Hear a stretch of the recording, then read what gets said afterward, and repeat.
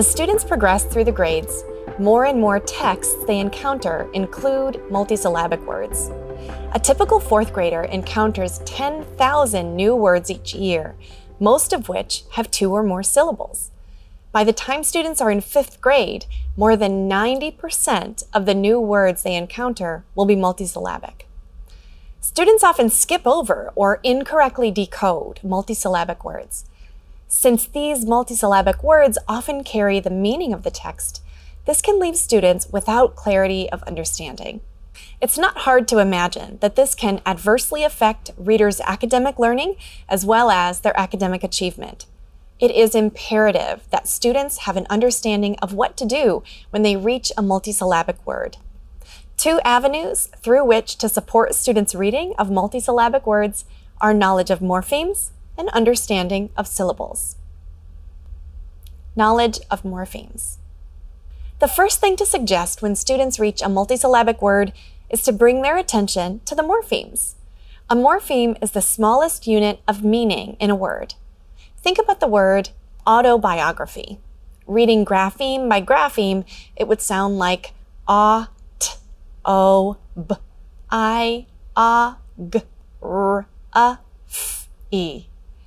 Reading syllable by syllable, we can reduce the stress this puts on our brains, also called the cognitive load, to autobiography, a decrease from 11 graphemes to 6 syllables.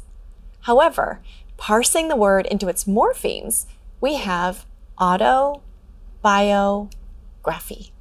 Not only does this reduce the cognitive load from 11 graphemes to 6 syllables to 3 morphemes, but it can also give us semantic or meaning information when we learn that auto means self, bio means life, and graphy means writing.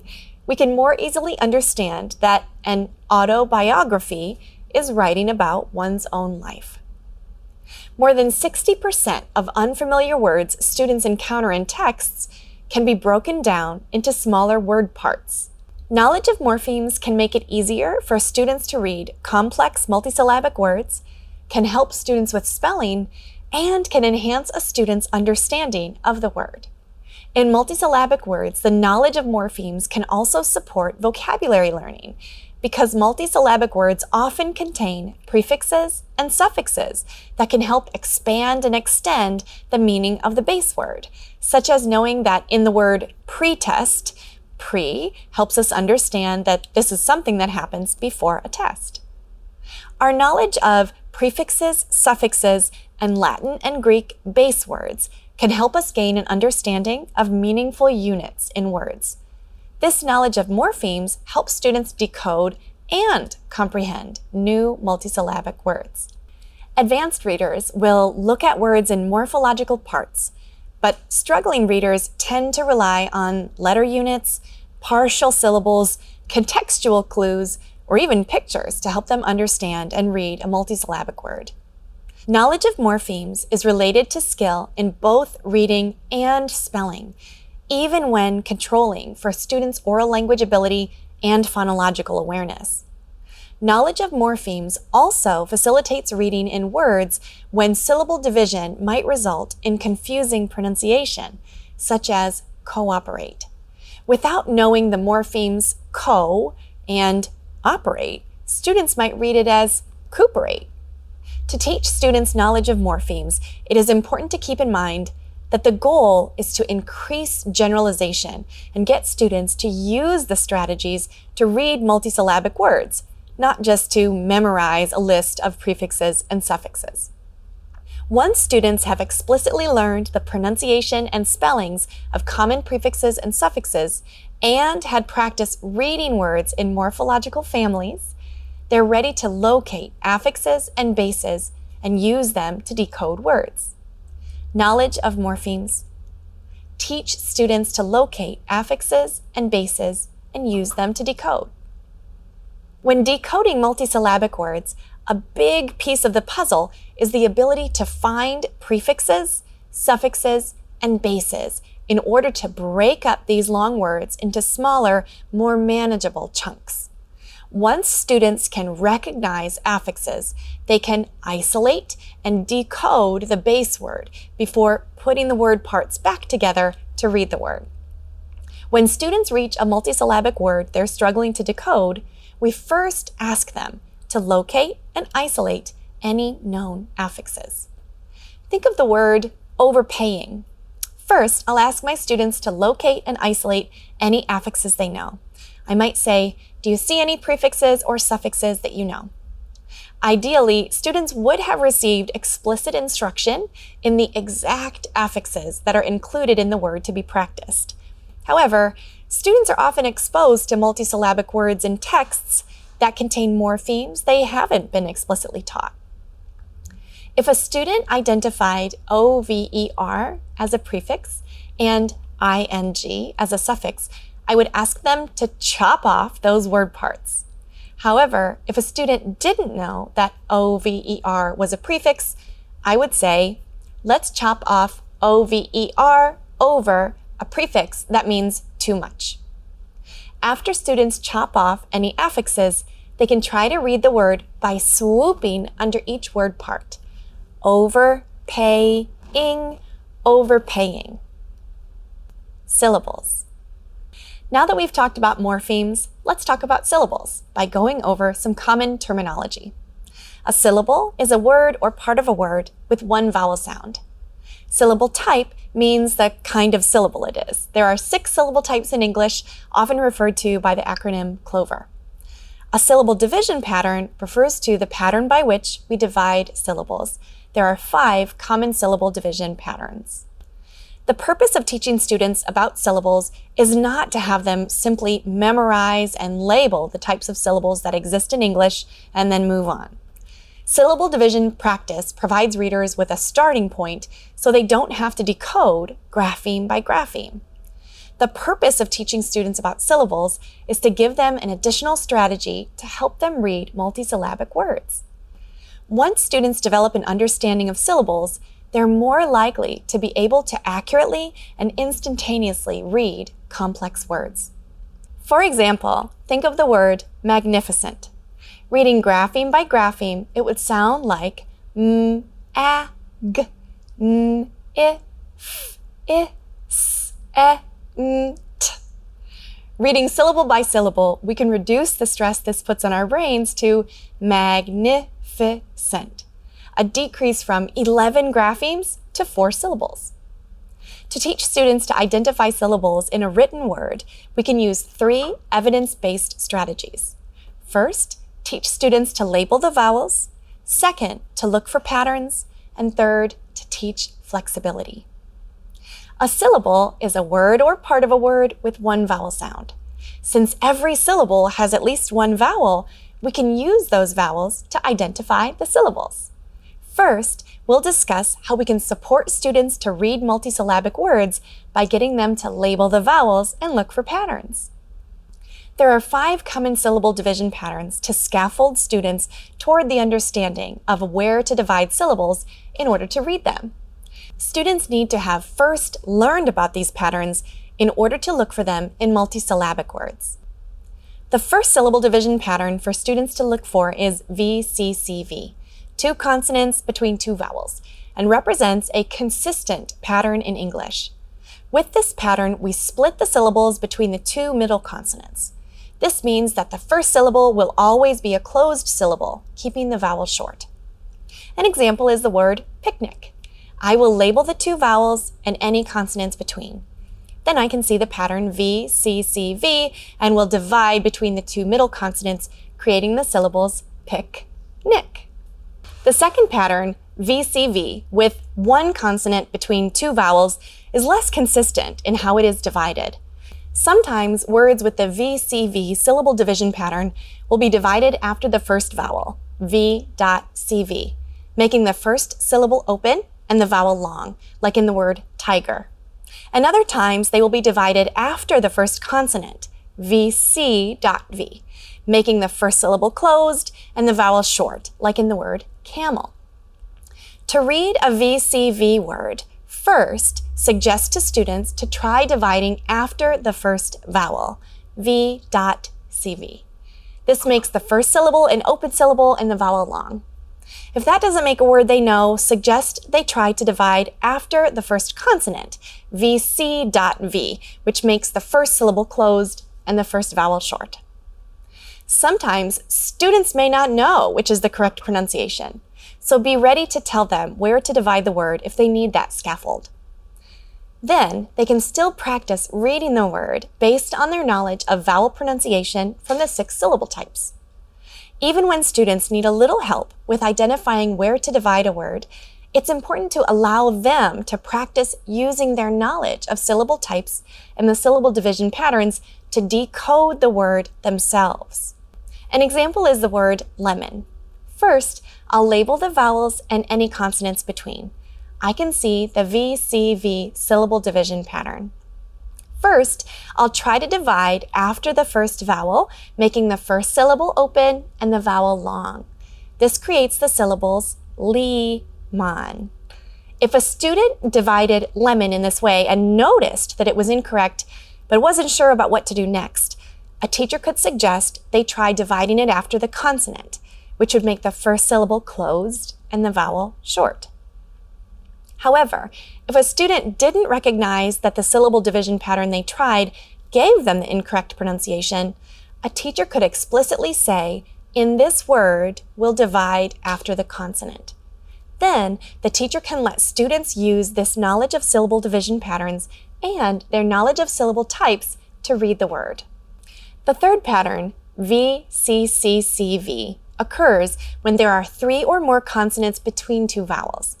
In order to practice the syllable division pattern, students should know digraphs such as CH and SH, and should be able to recognize common blends such as BL and GR.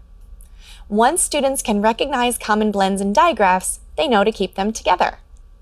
In the word footprint, students would start by labeling the vowels. This word contains a vowel team, which is when 2 or more letters represent one vowel sound.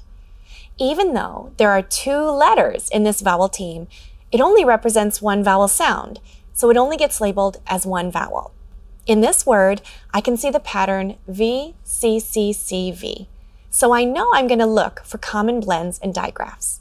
Between the 2 vowels, I see the consonants TPR.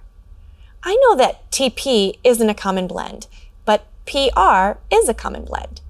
I'll separate the consonants in a way that keeps the PR together. Fourth is the consonant LE syllable division pattern. This pattern is best for students who have a solid understanding of all 6 syllable types. To divide a word that ends in a consonant plus LE, find the E, count back 3, and divide. In the word marble, we find the E, count back 3, and divide. This leaves us with a vowel R syllable, mar, and a consonant LE syllable, bull. Finally, the VV syllable division pattern is when there are 2 vowels together, but they don't make a vowel team. This is a less common pattern that's best for students who have a strong foundation of the 6 syllable types, as well as the ability to recognize most common vowel teams. In this syllable division pattern, students must recognize that the 2 vowels are not a common vowel team. Then they can divide between the 2 vowels. For example, in the word trial, we start by labeling the vowels. I can see IA, which is not a common vowel team, so I separate between the 2 vowels. Now that we've reviewed the 5 common syllable division patterns, let's go through an example of what it looks like to guide students to label the vowels and look for patterns to read multisyllabic words. If we provided a student with the word fantastic, what could they do? Well, first, they'd start by labeling the vowels. Second, they'd label the consonants between the first 2 vowels. We can see a VCCV syllable division pattern, so we divide between the 2 consonants. Third, when identifying syllable division patterns, all vowels need to be accounted for with a pattern. We still have another vowel, so we can't stop yet. Label the consonants between the 2nd and 3rd vowel. We can see another VCCV pattern, so we can divide between the consonants once again, getting the syllables fantastic, which are all 3 closed syllables, meaning the vowels are most likely to make the short sound. One quick caveat before we try another example. Remember that the purpose of syllable division is to get students to read multisyllabic words. This means that if my students figure out that this word is fantastic before they label all the vowels and consonants, I'm a happy teacher. That's the goal. And if they don't get it, then I will continue to scaffold their reading by labeling vowels and looking for patterns until they can read the word. Now let's try an example that contains less common syllable division patterns. Think about the word triangle. Think about all 5 common syllable division patterns. What would you do first? Pause the video now and see how you would divide it. Now let's check our work together. Number 1, label the vowels. Number 2, look for patterns. First, I see a consonant LE pattern at the end. I'm going to find the E, count back 3, and divide. Now I know that my final syllable will be gl, but I still don't know how to divide and read the rest of the word. I have 2 vowels left, so I need to keep looking for patterns. IA is not a common vowel team, so I'm going to use the VV syllable division pattern and divide between the vowels. This gets me tri-an-gl.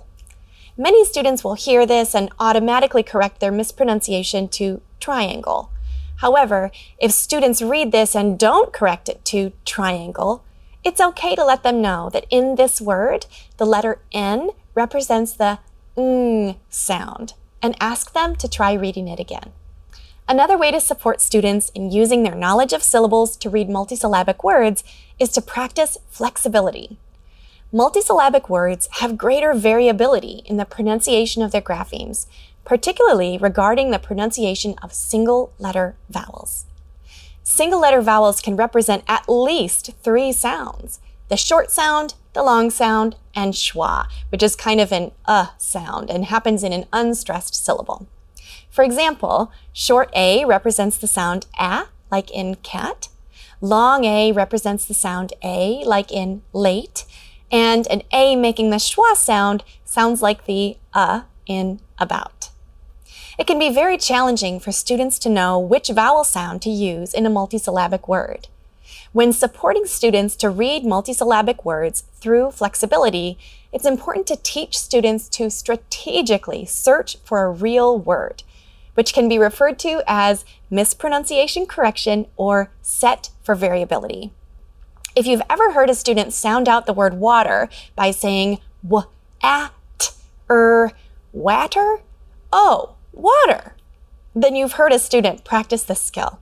This basically refers to the understanding that there is variability between how words are written and how they are pronounced. These inconsistencies in vowel pronunciation can make multisyllabic words particularly hard to read, even when each part of the word has been decoded correctly. Think back to our fantastic example from before. Let's say that a student mistakenly segmented it like this.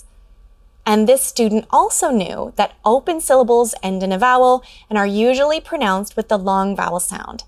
A student with these 2 pieces of information would be likely to pronounce it fantastic.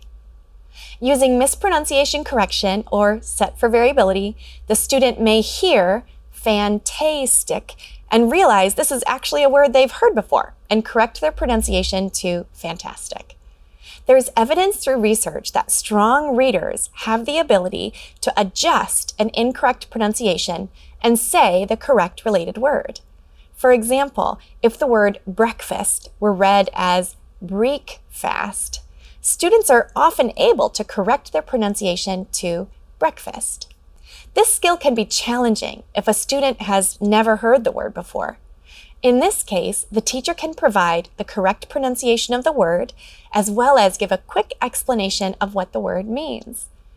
For example, if a student read fantastic and wasn't able to correct the mispronunciation, a teacher could say, the second A has a short vowel sound.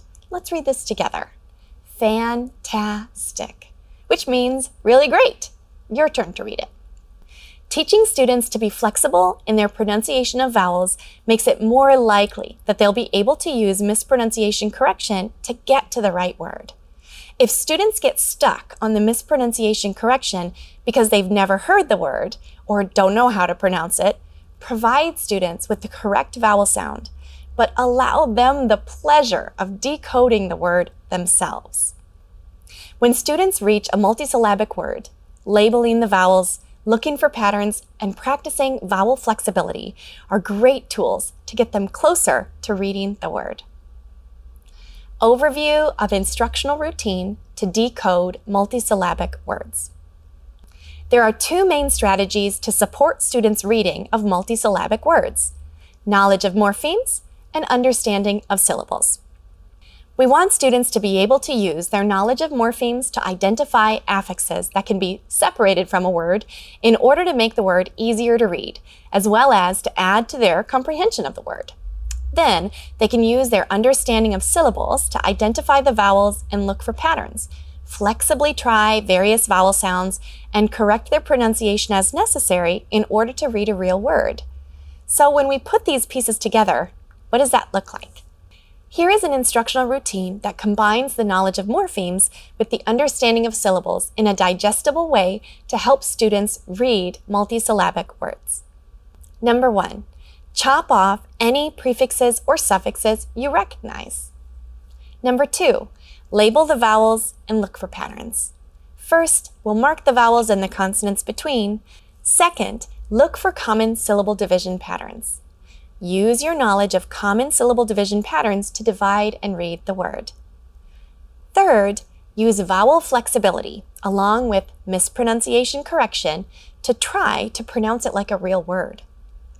If students reach step 3 and are unable to decode the word independently, tell them the pronunciation and briefly explain the meaning. Number 4, put the affixes back on and read the entire word. Using this evidence-aligned instructional routine will give your students more tools to use when they reach a multisyllabic word. Recall that students often skip over or incorrectly decode multisyllabic words. With this routine, students will have a step-by-step strategy to draw upon so they know what to do. It's time to get our students confidently reading multisyllabic words.